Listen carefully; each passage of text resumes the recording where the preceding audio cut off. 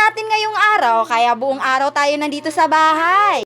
Kaya aga-aga pa, nagagalit na, kumunot na ang noo. Dahil itong bigaita ko, nasa labas lang nakastay.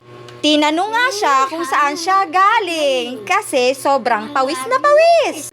At ang sagot niya, galing na daw siya sa labas, naglalaro, kaya ayan. Aga-aga pa, nagsisermon na. Yun pala, nasa malayo na, naglalaro. Kaya pinagsabihan siya na wag doon sa malayo kasi delikado.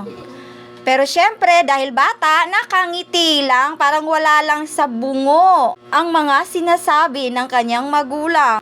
Pero dahil Friday ngayon, may klase si Sia. Ito pala yung daan papunta sa school ni Sia.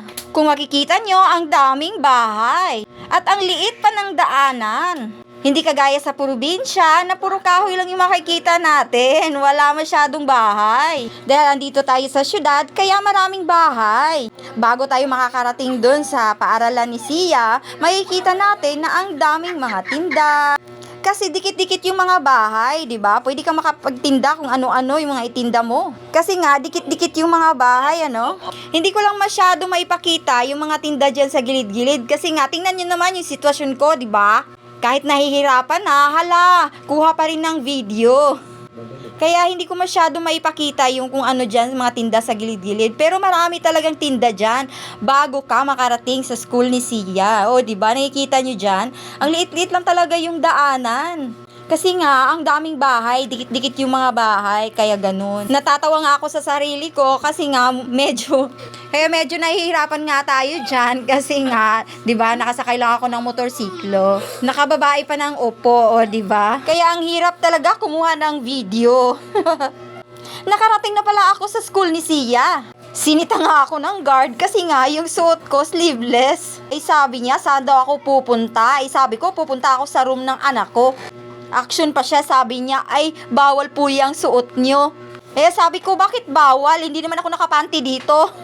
Bawal po daw kasi yung naka-sleeveless. Ganun po yon. Kaya sabi ko na lang, ay kuya, next time na lang po, hindi na lang ako magsusuot ng sleeveless. Nakakaloka, di ba? Hindi naman nagpapanty, pero bakit bawal? Asus. Pirmahan pala ng card ngayon, kaya nakapunta ako dito sa room ni Sia.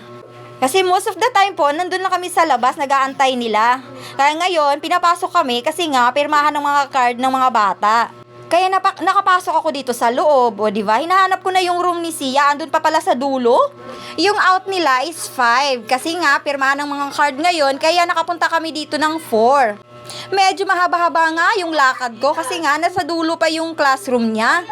Nakarating na nga ako sa room ni Sia. Ang sabi ni teacher, maya-maya daw magsisimula kasi nga patapusin pa yung mga ginagawa sa mga bata kasi magugulo nga daw sila. Sabi ng anak ko, pasok na daw ako pero hindi pa pwede. Pero ayan, nakapasok na kami sa classroom ni Sia, magsisimula na ang meeting. Binigay na pala yung card ni Sia, ayan pala yung card ni Sia. In-explain pala ni teacher na hindi number ang nasa card kundi letra. Pero may mga ibig sabihin ng mga letra.